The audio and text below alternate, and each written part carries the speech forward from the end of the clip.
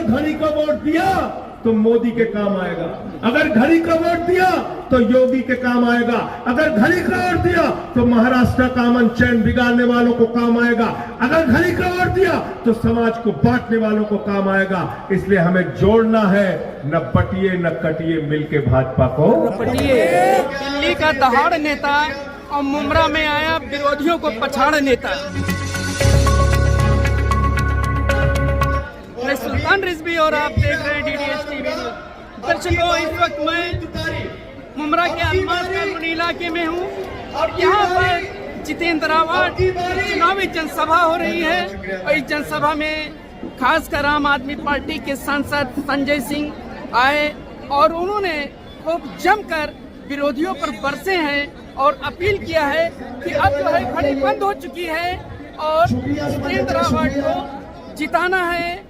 उन्होंने ये भी कहा कि विरोधियों को वोट देने का मतलब, घड़ी को वोट देने का मतलब भाजपा को वोट दिया, घड़ी का वोट देने का मतलब योगी को वोट दिया, घड़ी को वोट देने का मतलब नरेंद्र मोदी को वोट दिया और खूब जमकर अपने विरोधियों पर बरसे हैं। आप देखिए कसीर तादाद में यहाँ पर लोग आए हुए हैं अलमास कॉलोनी इलाके में। यहाँ पर संजय सिंह ने जमकर विरोधियों पे दहाड़ा है। आप सुनिए क्या कहा है संजय सिंह ने। कभी कहते हैं भैंस चुरा के ले जाएंगे, कभी कहते हैं मंगलसूत्र चुरा के ले जाएंगे, कभी कहते हैं रोटी चुरा के ले जाएंगे, अभी हद कर दी प्रधानमंत्री ने, कहने लगे बेटी चुरा के ले जाएंगे। मैं पूछना चाहता हूं नरेंद्र मोदी जी, अगर आप इतने कायर प्रधानमंत्री हो कि आपके रहते हुए बेटी चुरा के ले जाएंगे तो प्रधानमंत्री के पद से इस्तीफा दे दो, तुमको प्रधानमंत्री के पद पे रहने का अधिकार है। ऐसी गंदी भाषा भारत के प्रधानमंत्री बोलते हैं, ऐसी भाषा भारत के प्रधानमंत्री बोलते हैं। हिंदुस्तान के मुसलमानों के खिलाफ आप लोगों को भड़काते हैं और दुबई में जाते हैं तो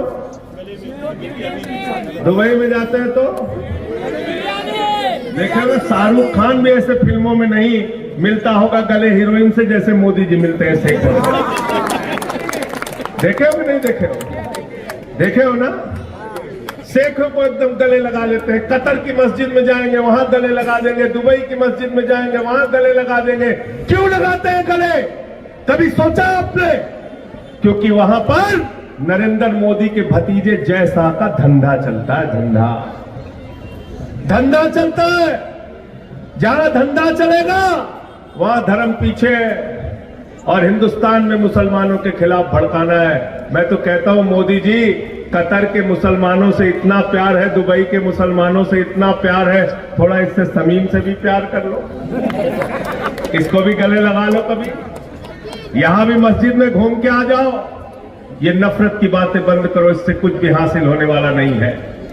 और इस्लाम, मुसलमान, मैं कहना चाहता हूं, मुसलमान अगर डरता है तो सिर्फ खुदा से डरता है, ऊपर वाले से डरता है। उसको डराने की कोशिश मत करना, उसको डराने की कोशिश मत करना। और मैं तो बार बार कहता हूं कि आप अपने नबी का नाम भी याद कर लेंगे तो कभी नफरत की बात नहीं कर सकते। नबी को कहा गया रहमतुल आलमीन, पूरी दुनिया पर रहमत करने वाला। नफरत की बातें कहां से आती है? हिंदू धर्म में कहा गया वसुधैव कुटुंबकम, पूरा विश्व हमारा परिवार है। हम पूजा खत्म करते हैं, भगवान से प्रार्थना करते हैं हाथ जोड़ के कि धर्म की जय हो, अधर्म का नाश हो, प्राणियों में सद्भावना हो, विश्व का कल्याण हो। अरे हिंदू धर्म पूरे विश्व की कल्याण की बात करता है। मोदी जी जरा हमको तुम बताओ, फडणवीस जी जरा हमको तुम बताओ, शिंदे जी जरा हमको तुम बताओ, अमित शाह जरा हमको बताओ, योगी जी जरा हमको बताओ, कौन सा हिंदू धर्म तुमने पढ़ा है जो नफरत की बात करते हो? तुम नफरत की बात करते हो, तुम हिंदू धर्म को मानने वाले, हिंदू धर्म को मानने वाले। तो मैं अभी समीम भाई से रास्ते में बात हो रही थी, थोड़ा कंफ्यूजन में है आप लोग, है? घड़ी बंद हो चुकी है, याद रखिएगा। बंद किया है कि नहीं किया बताइए आप? बंद कर दिया ना? तुतारी को ध्यान में रखना, तुतारी को ध्यान में रखना। जितेंद्र अवार्ड का चुनाव निशान है तुतारी। तुतारी को याद रखना, याद रखना, ये मराठियों के स्वाभिमान का सवाल है। याद रखना, ये उत्तर भारतीयों के स्वाभिमान का सवाल है। याद रखना, मैं आपसे कहने के लिए आया हूं, हाथ जोड़कर विनती करने के लिए आया हूं। ये वही लोग हैं जिन्होंने गद्दारी करके शिवसेना को तोड़ने का काम किया, बाला साहब उद्धव ठाकरे की पार्टी को तोड़ने का काम किया। ये वही लोग हैं जिन्होंने शरद पवार की पार्टी को तोड़ने के लिए काम किया। तो याद रखना, गद्दारों के लिए माफी नहीं है। गद्दारों के लिए माफी नहीं है। किसी भी धर्म में गद्दारों के लिए माफी, गद्दारों के लिए माफी नहीं है। और जितेंद्र अवार्ड के लिए इसलिए भी आया हूं, आज आपको बता रहा हूं। मैं जेल गया 6 महीने जेल में रहा। हमारे साथी पूछते हैं, कहते हैं क्यों आपको जेल में डाला? क्योंकि मैं नरेंद्र मोदी की आंख में आंख डाल के बात करता हूं, अमित शाह की आंख में डाल के बात करता हूं। इसलिए मुझे जेल में भेजा, इसलिए मुझे जेल में भेजा क्योंकि मैं आपकी आवाज उठाने का काम करता हूं। इसलिए मुझे जेल में भेजा क्योंकि देश की सदन में प्रधानमंत्री के सामने दो चार करने की बात करता हूं। और इसलिए मुझे सदन में मुझे उठा के जेल में भेजा क्योंकि मैंने सदन में नारा लगाया था, मोदी अडानी भाई भाई देश बेच के भाई बनाए। इससे नाराज हो गए। मुझे देशद्रोही कहते हैं, मेरे ऊपर देशद्रोह का मुकदमा लगाया, 23 FIR मेरे खिलाफ थी, PMLA का मुकदमा लगाया, जेल में भेजा मुझे।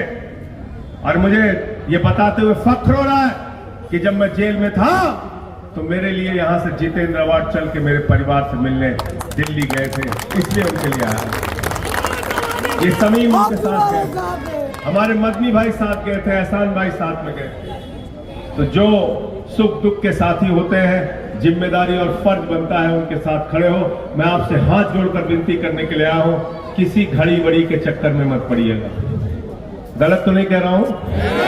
चक्कर में तो नहीं पड़ रहे हो ना? चक्कर में तो नहीं पड़ रहे हो?